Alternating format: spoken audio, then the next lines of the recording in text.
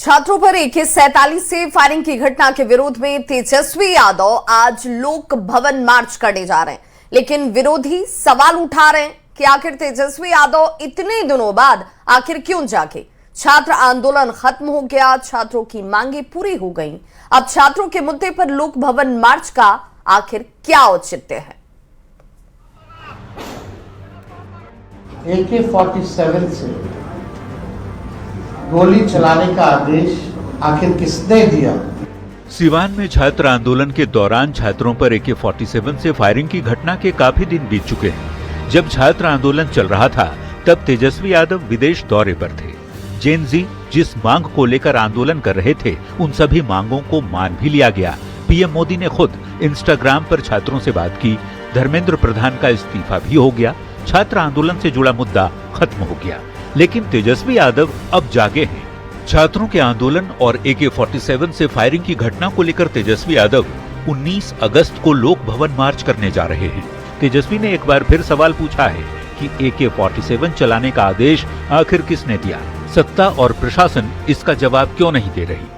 कि आखिर किसके कहने पर AK-47 से गोली चलाने का आदेश आखिर किसने दिया? लेकिन अब तक सरकार में बैठे हुए लोग, चाहे बिहार के मुख्यमंत्री ही क्यों ना हो या बड़े अधिकारी ही क्यों ना हो, अब तक इसका जवाब जो है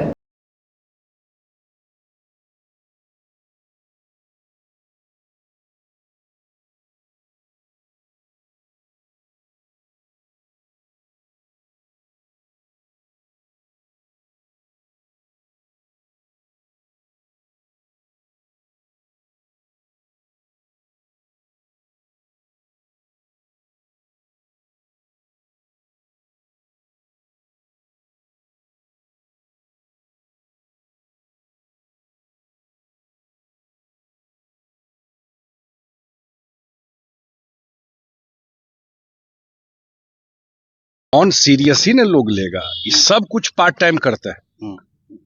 जब चल रहा था उस समय विदेश में थे। जब सब चीज खत्म हो गया, इशू रिजॉल्व हो गया ना, आंदोलन खत्म हो गया, उसके बाद आंदोलन करना शुरू कर रहा है। सिवान की घटना के 20 दिन बीतने के बाद तेजस्वी जी की नींद खुली है और वे ट्विटर पर राजनीतिक अवसरवादिता का परिचय देते हुए राजनीति कर रहे हैं।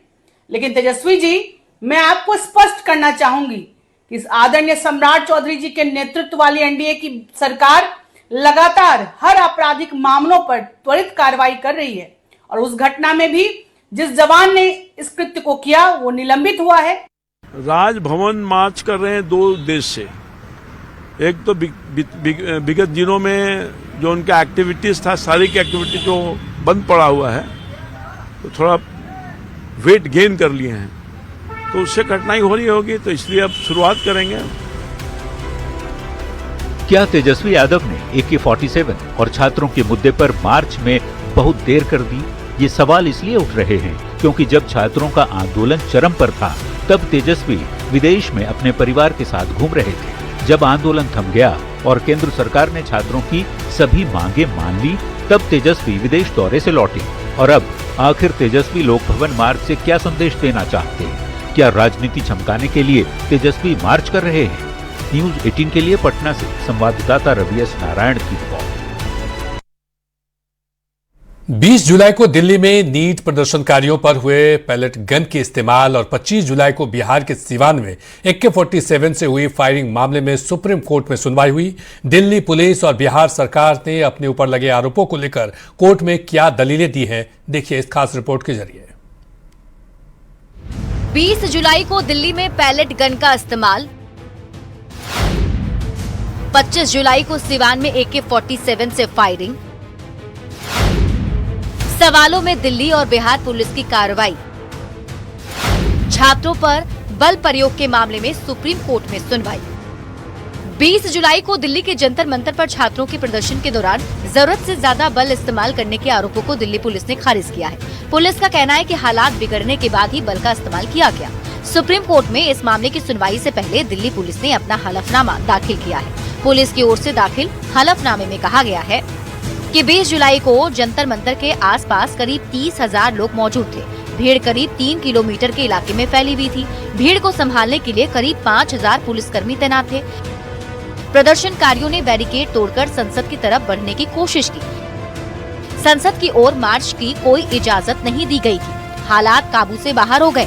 धक्का मुक्की और झड़प हुई। 240 से ज्यादा पुलिसकर्मी और दूसरे सुरक्षाकर्मी घायल हुए।